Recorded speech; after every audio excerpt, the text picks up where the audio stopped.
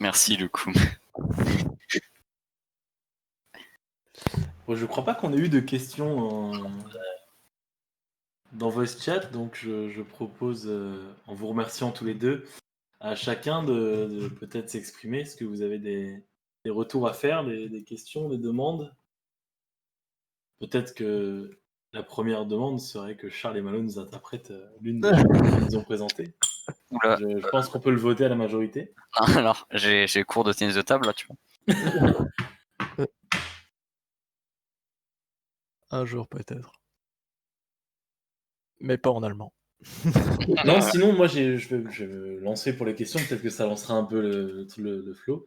Est-ce que vous pouvez nous expliquer comment vous avez choisi ces trois artistes? Pourquoi ces trois-là, principalement? Et pas d'autres? Charles?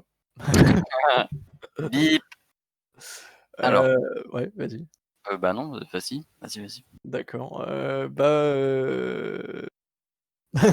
non, non, c'est juste que, pour la chanson de Nena, ce qui semblait évident, c'est qu'on devait, on devait en parler, c'était obligé parce que c'est un symbole et c'est, on va dire, l'angle d'attaque le plus évident pour, traiter de cette question. Heu, Après pour, Fischer Z, et ben, moi, c'est un hasard que je sois retombé sur ce groupe parce qu'en fait, bah, j'ai re-regardé récemment, la série et j'ai écouté cette musique. J'aime beaucoup cette musique et j'ai étudié les paroles et je me suis dit: «Bah, tiens, on a moyen d'en faire un truc sympa». Et puis pour, Russians de Sting, eh bien, il me semble que c'est Charles, qui la connaissait déjà, heu et qui avait déjà mené des réflexions, ma foi, très fructueuses, pardon, sur la question. Alors, eh bien, Maxime, tu fais bien d'évoquer Wind of Change de Scorpions, donc qui date de 1989, cette chanson et qui évoque, du coup, la fin de la guerre froide. Pourquoi on n'en a pas parlé? Eh ben, sache qu'au début, on était censé en parler et puis en l'analysant, on s'est rendu compte qu'il y aurait pas grand-chose à en dire. Pourquoi? Parce qu'en fait, bah, je peux vous faire un résumé de Wind of Change maintenant. C'est simplement le narrateur qui se balade dans Moscou et il se dit: «Oh là là, c'est tellement bien que la guerre froide soit finie. Oh là là, super le vent du changement, c'est fantastique», et voilà. Donc il y a pas grand-chose d'autre à en dire. Pas vraiment de référence, historique, concrète ou précise et l'avantage de la chanson de Nena, c'est par exemple, d'avoir une, quelque chose de métaphorique, en fait, un cadre métaphorique qui n'est pas lié, à la guerre froide, enfin pas explicitement et en fait, un cadre à côté duquel on pourrait passer si on n'a pas, les outils en main, parce que, voilà, les ballons de baudruche et puis ça finit en guerre, qui ruine le monde, c'est aussi ça l'importance de faire de l'histoire, de remettre les choses dans leur contexte et ça, en l'occurrence, cette chanson, il fallait la remettre dans son contexte. Y a-t-il d'autres questions? Ou alors Charles, tu veux ajouter quelque chose, Bah non. Tu complété ce que je voulais dire, mais oui, donc bah, pour reprendre rapidement, celle de Fischer Z, Cause Message, c'est toi qui me l'as proposée. Celle de Nena, oui, c'était obligé d'en parler, hein, symbole des années 80, vraiment, surtout de la RFA qui s'est étendue, enfin, symbole de la. Oui, bon, des années 80. Et Russians, je l'avais étudié rapidement en début d'année en discipline non linguistique, histoire en anglais, sur la guerre froide. Et c'était très intéressant, du coup, Ouais. enfin, chaque vers est à étudier, en fait. C'est ça qui est intéressant avec cette chanson. Ouais, c'est ça, c'est que c'est des œuvres, qui peuvent être, entièrement décortiquées, comme beaucoup de chansons d'ailleurs, hein. D'ailleurs je peux le dire aussi, c'est que les historiens, dans le monde de la recherche, étudient assez peu les chansons, enfin pas assez à mon goût. mais bon, c'est peut-être parce que j'ai un parti pris de ce côté-là. Mais, alors qu'en fait, il y a des choses, enfin, c'est juste incroyable, tout ce qu'on peut tirer comme information, d'une chanson. Sachant que aussi, bon, là, on l'a pas fait parce que ça aurait demandé à la fois des compétences qu'on n'a pas forcément et aussi ça aurait demandé plus de temps. C'est qu'il y aurait des choses à voir au niveau de la musicalité, du rythme, des instruments employés.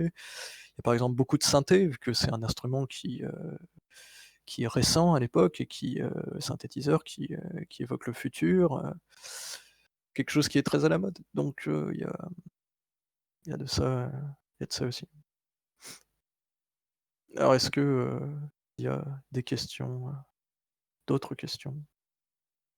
Ou est-ce que peut-être vous voulez répondre à la question que je vous pose, à savoir, est-ce que vous imaginez ou est-ce que vous avez des exemples dans des situations plus contemporaines d'expression politique en chanson? Parce qu'en fait, c'est quelque chose qui était très à la mode pendant la guerre froide et pour les années 90-2000, je sais pas, j'ai pas trop l'impression, enfin 2000-2010 et même 2020 maintenant, on est dans les années, j'en reviens toujours pas. Et ben on a on a peut-être moins de choses comme ça, je sais pas trop. Ah si, il y a eu une chanson sur les gilets jaunes, tiens, maintenant que j'y pense. Ouais. Bon, elle était pas fameuse, bon. Bref. Mmh, mais c'est aussi, en un sens, un objet d'histoire qu'il conviendra d'analyser, et à remettre dans son contexte. Gilet jaune, gilet jaunet, voilà. Voilà, donc question? Question, question?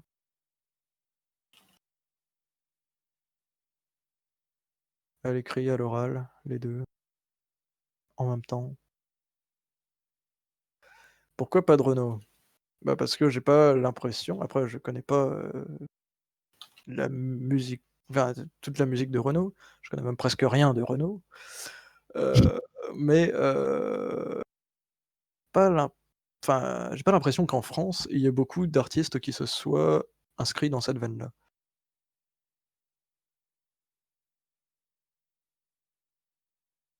Voilà,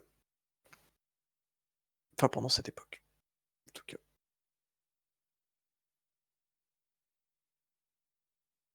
Alors, si je peux rajouter une information sur Renault, si tu veux, Alexis, pour égayer ta soirée Ah et que bien tu as sûr. encore confiance en nous. Euh, euh, je sais qu'il y a une musique dont j'ai plus le nom, où Renault cite Quand les Russes, les Ricains font péter la planète. Du coup, tu as peut-être le nom de la chanson.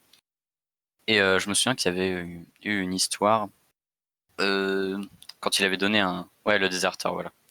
Quand il avait donné un concert en Russie. Il y avait une histoire avec des gens qui avaient quitté la salle pile au moment où il avait dit Ouais, ouais. citer ce vers. Ouais, voilà, exactement. Et C'est ça, ouais, ouais. Donc Mais il ouais, en a fait une chanson d'ailleurs de cette histoire aussi. ah ouais? ah bon. Ouais, il me semble, ouais, de s'appeler Ils ont pas aimé ma chanson. Ou ma chanson leur a pas plu. Je crois que Ah. c'est ça. Et ouais, finalement, L'histoire. on peut mettre du Renaud partout, hein, comme quoi, mais et voilà. Oui, oui, oui. Ah bon, le coup. Non, c'était très ironique par rapport au début de la conférence, mais c'est vrai que, enfin, Renaud a quand même des chansons politiquement engagées, et enfin, il y a des choses à en dire, même historiquement, je veux dire. Mais donc Ouais, si bien on va sûr. par là, on a beaucoup de choses à dire de beaucoup, et c'est moins vrai dans ses chansons récentes. C'est juste que Renaud, j'ai l'impression que c'est plus de la politique, sociale qu'internationale, enfin peut-être, plus de la critique, des riches, de la droite, des conservateurs, Euh, des dirigeants, peut-être, hein, je sais pas trop, c'est ce qui ressort le plus ouais. des années 75-80. Mmh. Aujourd'hui, on est plus sur de la dénonciation, sur de la gestion, notamment autour de l'écologie, Ah ouais, ouais. de, de, de la condition animale, etc. Aujourd'hui, il tourne plus autour de ces sujets-là Mmh. qu'avant, où en effet, il était La critique sociale. plus sur la critique sociale et ouais, de gestion politique. Mmh.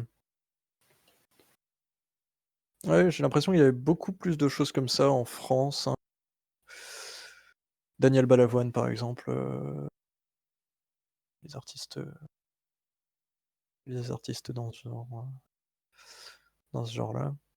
Après, peut-être que notre Jukebox Fox a une piste à nous donner sur une chanson qui pourrait coller dans les années Juke Fox. 2000-2010. Jukebox, c'est Jukebox, on va l'appeler comme ça.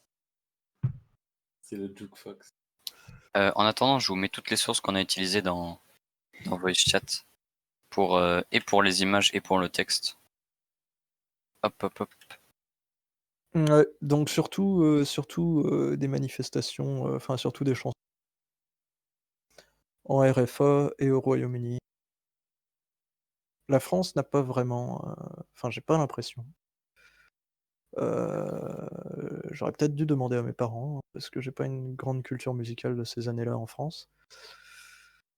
Peut-être Gainsbourg? Bof, non, non, Gainsbourg, pas vraiment, c'est pas vraiment le conflit Est-Ouest qui l'intéressait. Mais,